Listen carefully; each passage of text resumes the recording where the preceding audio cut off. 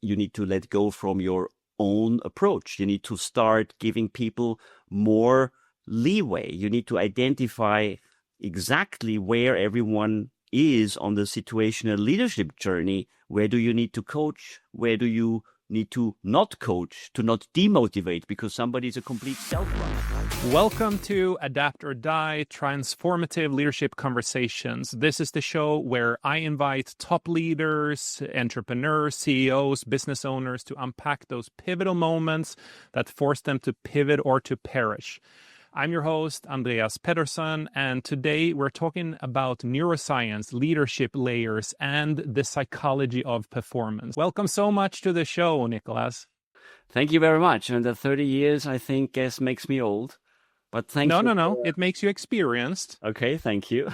Yeah, thank you for having me. Thank you for the time. It's a great honor. Yeah. So walk me through a little bit. So first of all, you've written a book, The Mammoth in the Room. I love that. It's obviously, I assume it's a play on the elephant in the room. Yes. Or tell me a little bit about what Mammoth leadership science is, and also how did you come about writing this book? Yeah, it's a product of passion over many years. Originally a neuroscientist, I had the honor to lead teams for many years, and in that very early on, I switched to commercial teams. And in commercial, everything is about market share and growth and everything. And you're trained on that like there's no tomorrow. And we sent, I don't know how many people per year in business school to business schools. But then in having these experiences throughout the years with first very small teams, then little bigger teams, 8, 10, then 100 teams, then multiple 100 teams, I found out actually it's not really about leading businesses. It is about leading the people who do the business. And that's a complete different story. And no one teaches you about how to lead the people who do the business, because leading the people means leading human behavior. And that is not what we usually teach in business schools. 1,000%. I love that way of defining it. And people first culture. So tell me how did, like, that's the beginning. That's the beginning. Yes. And the biggest challenge I found in the beginning of my leadership journey was I was focusing on business. I led with the vision, the strategies, and all these kind of important business elements we have. Mm-hmm. But then when I was in my first leadership roles, I suddenly was confronted with completely different things. So like, for instance, somebody says, hey, I cannot work today because my kid is sick. Or, hey, I want a better car. And I was like, hold on a second. That's not what we're actually supposed to do based on the company goals. And I found out that what actually drives human behavior in business is the same as it is in biology, because when we lead people, then we are always we always need to understand that everyone is working for him or herself, right? So first and foremost, we are working not for a company, we're working for ourselves, for our company, for our family's well-being, for our life, pay the rent and stuff like that, right? So that is the primary reason why people work in companies. And then to really understand how these people work, they need to collaborate. But everyone is still working for him or herself. They still don't need to collaborate to reach the goals. And they are also, not only that, they also are in competition to each other because everyone tries to get the next step, right? So that's actually a conundrum. You are leading with businesses and business results and strategy and vision. The people who are actually doing the business are the ones who are working for themselves, for their families. They need to collaborate to reach their goals. They are also in competition to each other. And you as the leader need to steer this human behavior and most importantly, the human behavior in a group setting towards a certain business goal. And that sounds pretty complex. So I was like, okay, is there a way how we can actually talk about that and build that up? What is important if you lead people towards a certain business goal? Because the greatest leaders are the ones who are able to channel the individual human behavior in a group setting, that is what we call culture, towards the desired business goal. Now think about this, right? People working for themselves, for their kids, for their university tuition and stuff like that. They need to collaborate and they are in competition. And you as a leader somehow need to channel that. That's complex. So I thought, okay, maybe it's time to write a book. And this book actually, that was a work of literally 15 years, 20 years. Wow. On and on and on and on and on. And whenever I thought I had everything, I found out more and more and more. And what I also learned, Andreas, was that we know so much about leadership. There is so much literature, science, facts out there, but no one teaches you that. And we also Correct. cannot send everyone to business school or to psychology workshops, university degrees. That's why this book was born. And while I was writing the book, I actually found out I don't even want a book only. I want a conversation about it. And that's why we launched the podcast, which is now running since August last year. And then while we were building the podcast, I found out actually what I want is I want to be able to give back, to maybe teach, to help people overcome these struggles I had. And that is why we are launching now a leadership course, an academy even. I love this.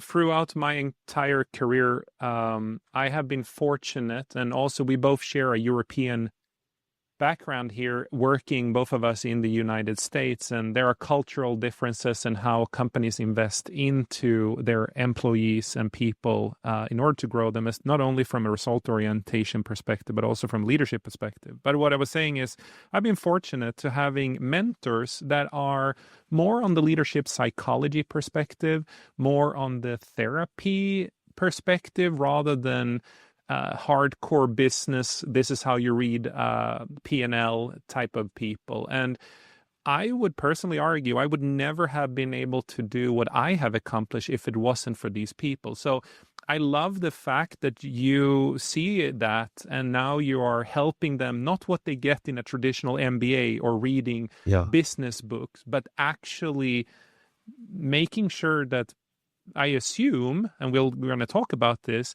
helping people lead with purpose and not just results. Yeah. But could you talk a little bit more about, you said you have worked on this love child of yours, the book, for 15 years here. How much of that have been notes you have taken, and how do you prioritize what truly matters versus what you want to talk about? Like, how did that process even go about? Yeah, that's a very good question. And to be honest, I think that's exactly the issue you face when something is developing not really strategically, but more organically. Mm-hmm. There are certain pivotal moments within your leadership journey where you really find out, okay, this is something which is really, really important. And then in the way how I did it, that was where I then started maybe doing some research, going more deeper into literature, talk to other people.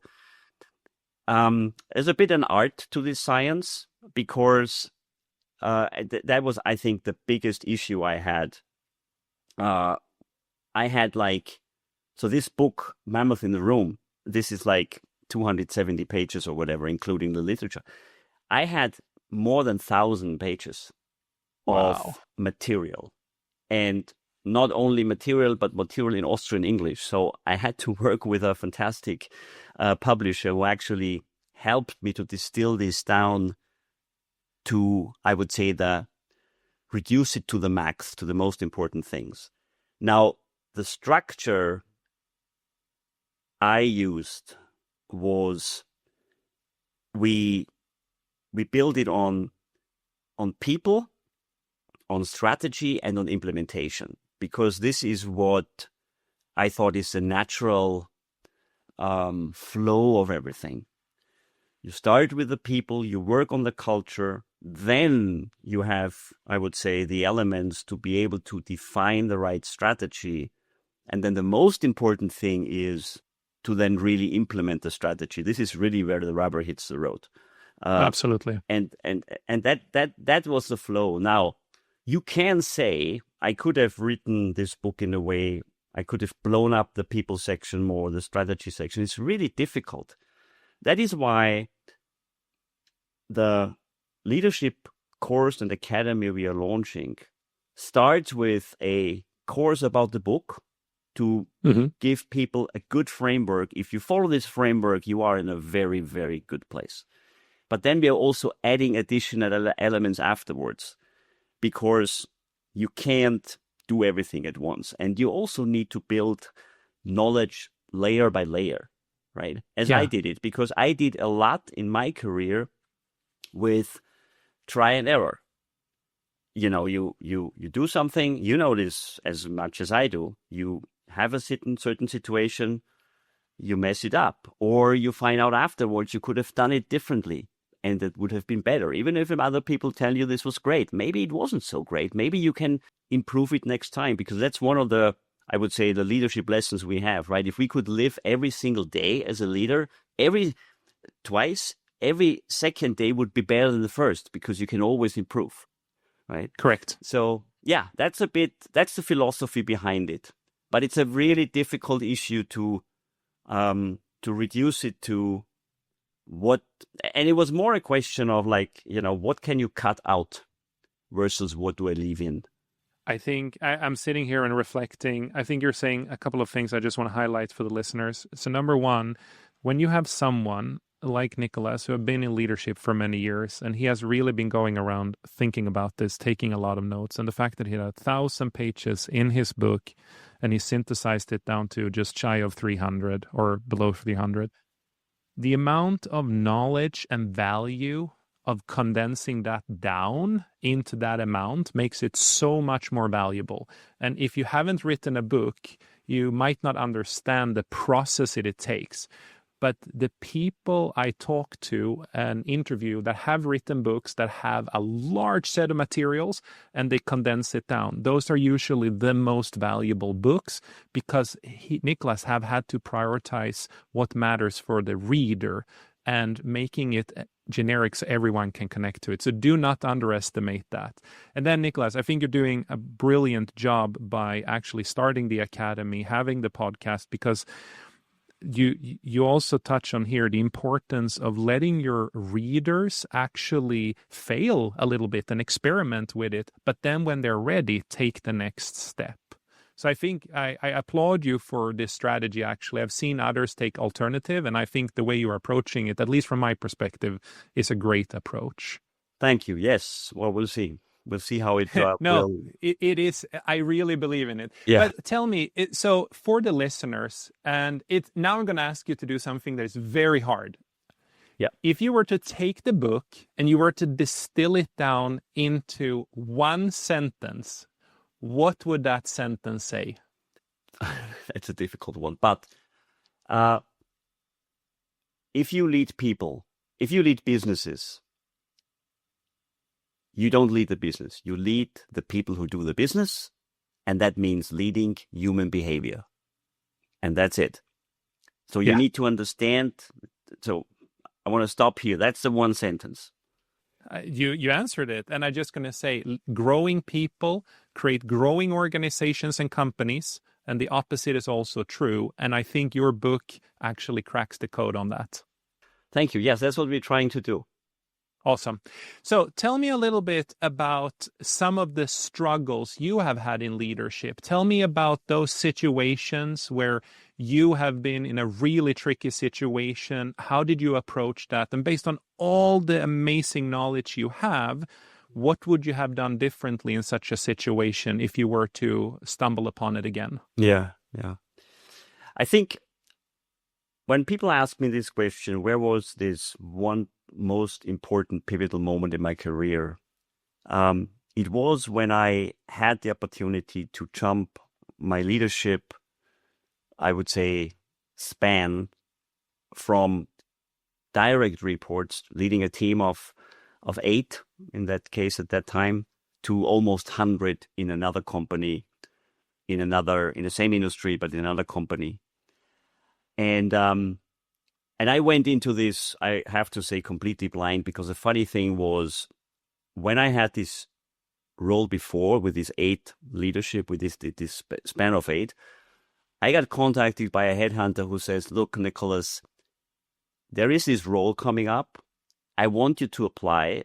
You have no chance to get it because your experience isn't on that level, but it will help a lot because you will see experienced leader, you will interview, and so on and so forth." So I was brought in because they missed another person who actually was supposed to run for that job. And there was some guideline, they have to have 3 or 4 or 5 people in this process, whatever.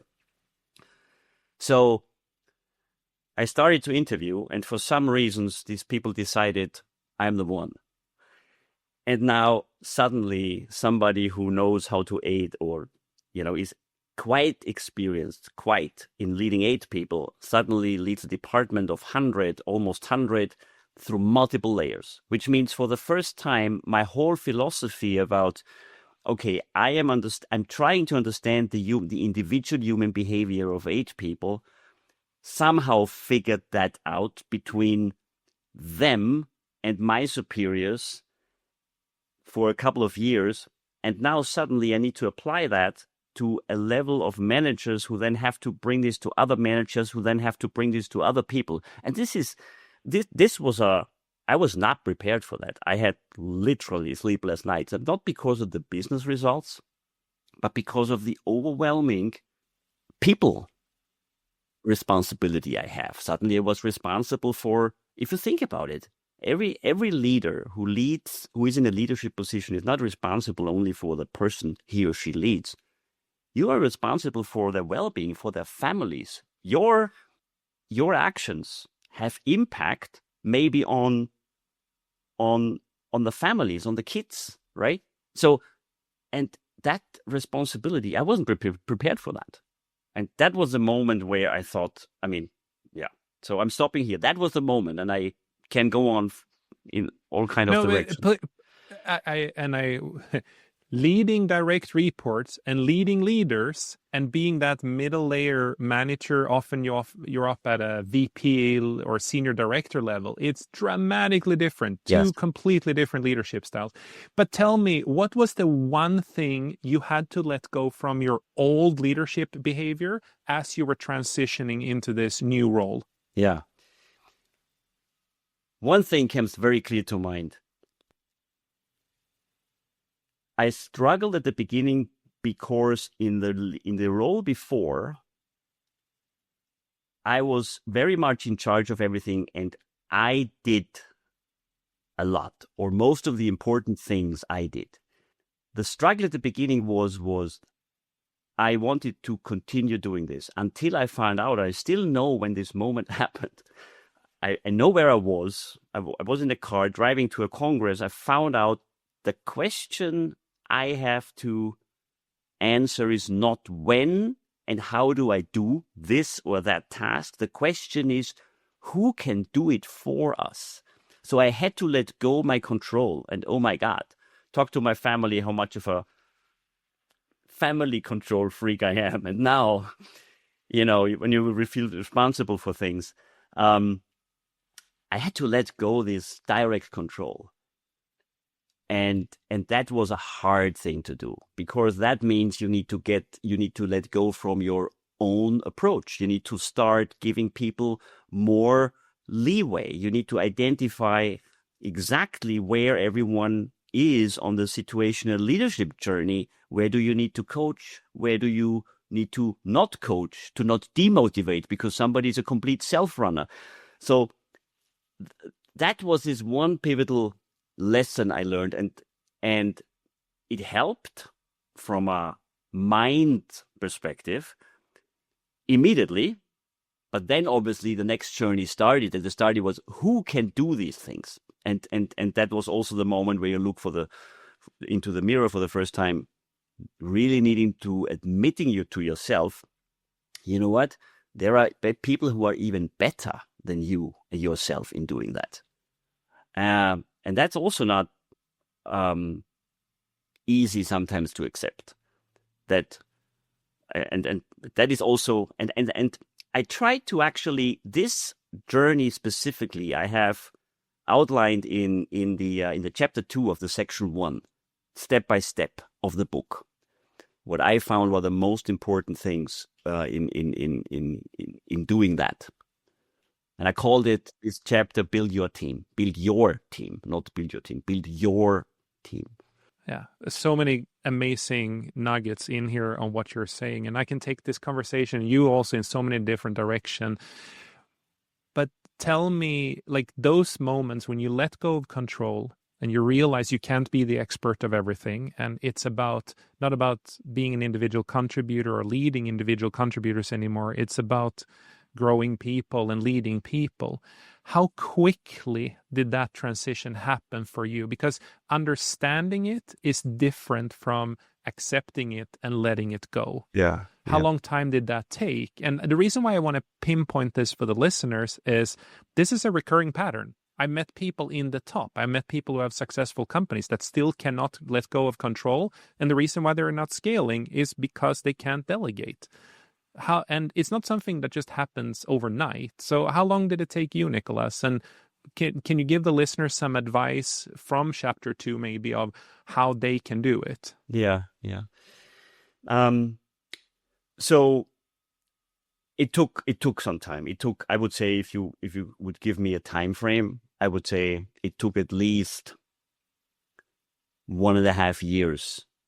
Mm-hmm. And the reason why it took also that time is because it was not only a new role, it was also a new company and a new culture. Yep. And at that time, that company was even still in a merger situation, because that company merged between two other companies. So there were even some cultural clashes still within these teams. And it took me 1.5 years actually to do that. Now, it always comes back to understanding human behavior, which people can read, which I'm talking weekly in my podcast about, which is in the book. Everyone is an individual, and everyone needs to obviously work for him or herself. But the way how people are tick is very different. And what you really need to understand first is you really need to understand the people, the immediate people you're trying to influence. And that means you need to go into what leaders sometimes don't like to do because they think they're losing time. And to be honest, that was also my approach at the beginning. I thought for a long time I didn't need to do this, but I really found out I had to do it.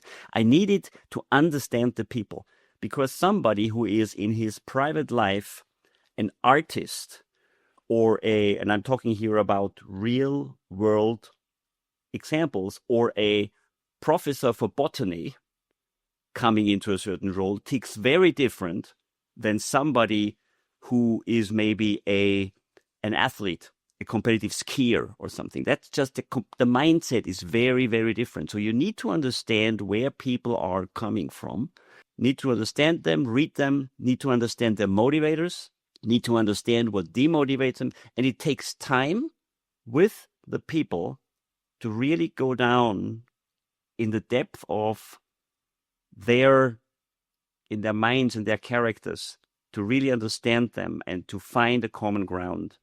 And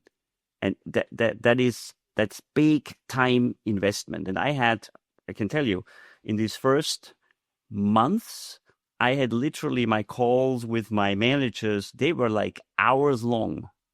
And we talked about everything, about life, about the way how they approach their roles of course in the company, but then also how they how they lead their families, their roles in their families. It's very important. Leaders very often don't like to do that because it somehow feels it is distracting from the business. But I can tell everyone it is not. It is time very well invested. And through that process, I found out that people not only tick differently, but have different passions. Now, I'm talking about things which everyone knows, but you need to understand which one of your people maybe is motivated by numbers, which one is motivated by running big meetings, which one is motivated by coaching. The guy who actually wrote the foreword for the book is somebody I really admire. It's one of my former managers who always had a passion about coaching. Numbers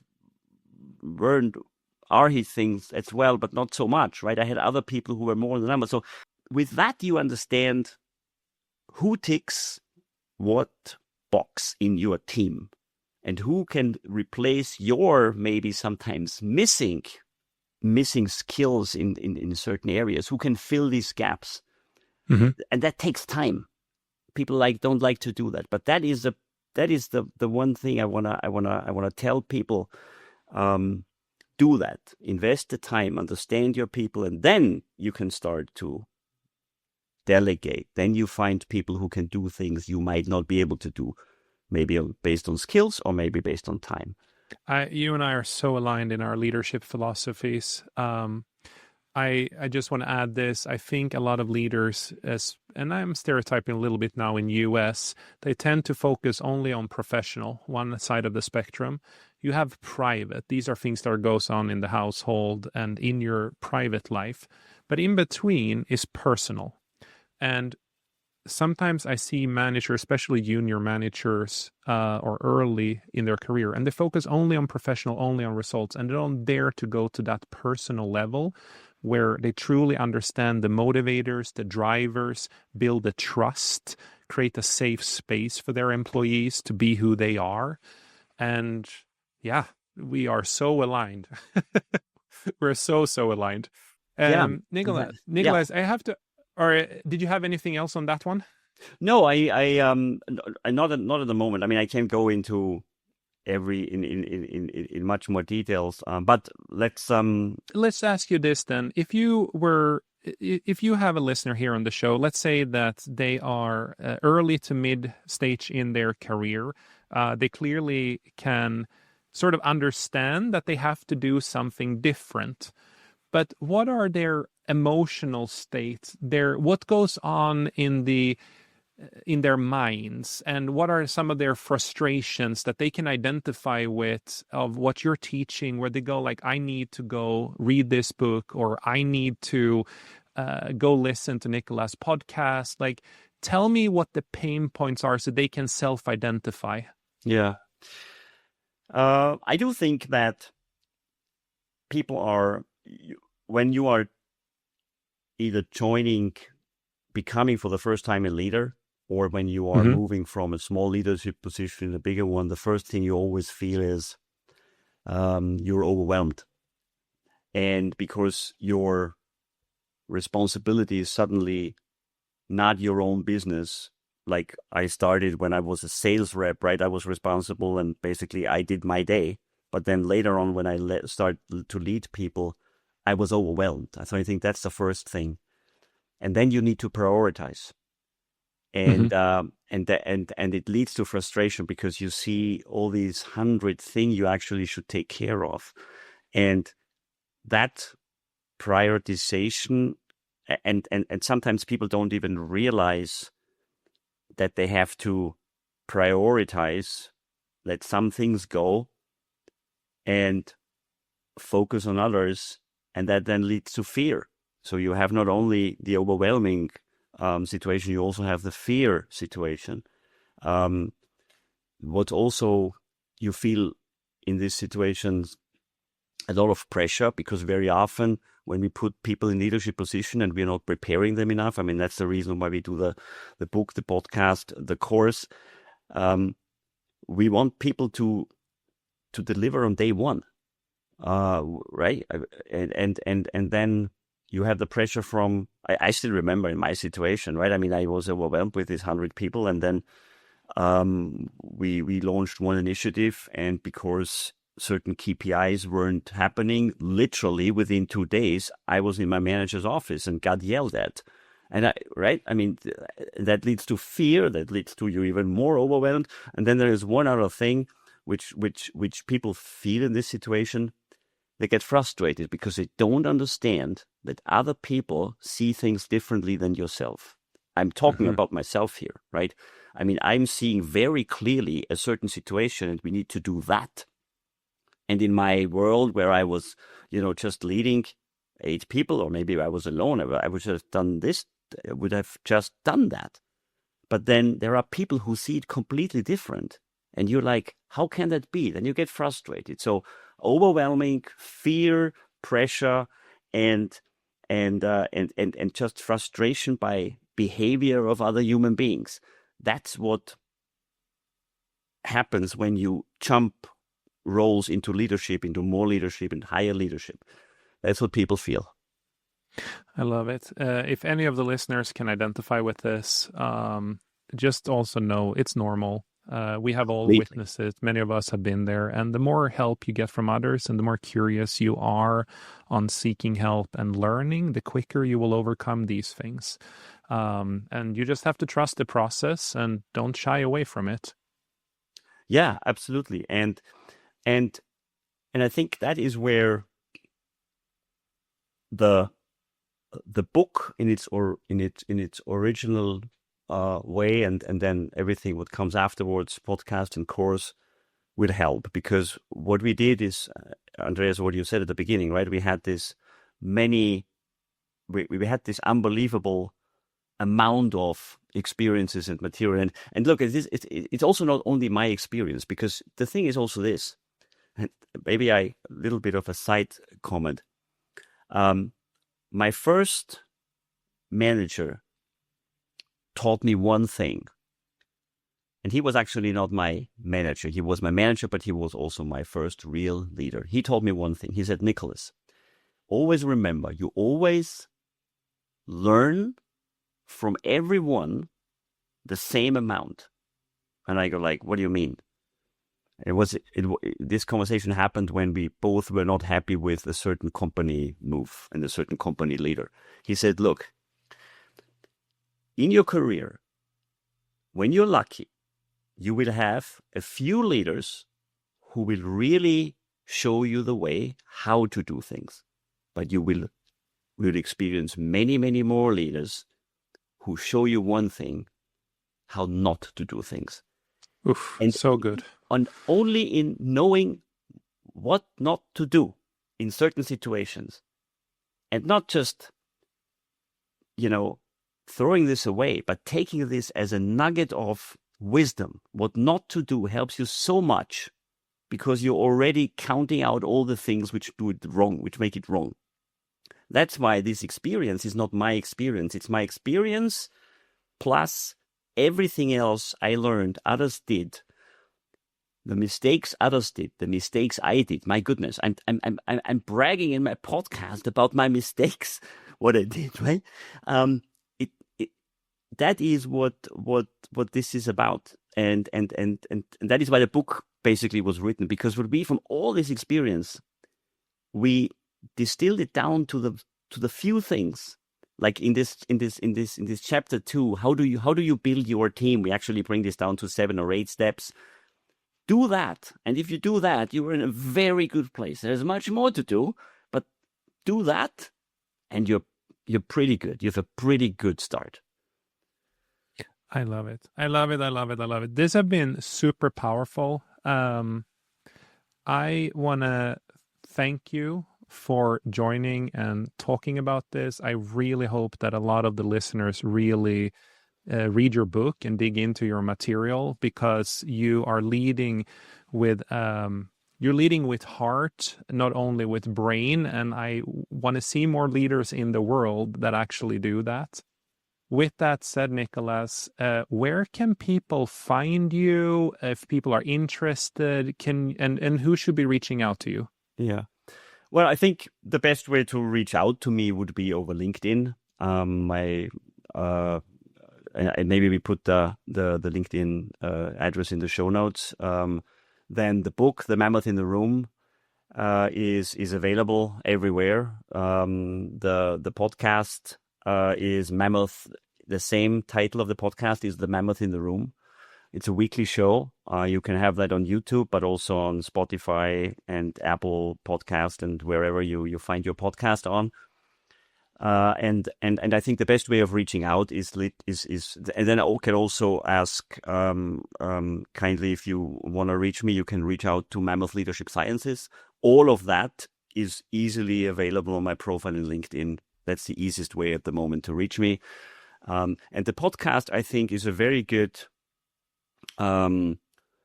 starting point as well, because we distill high-level business cases down from evolutionary, psychological, socioeconomic perspective.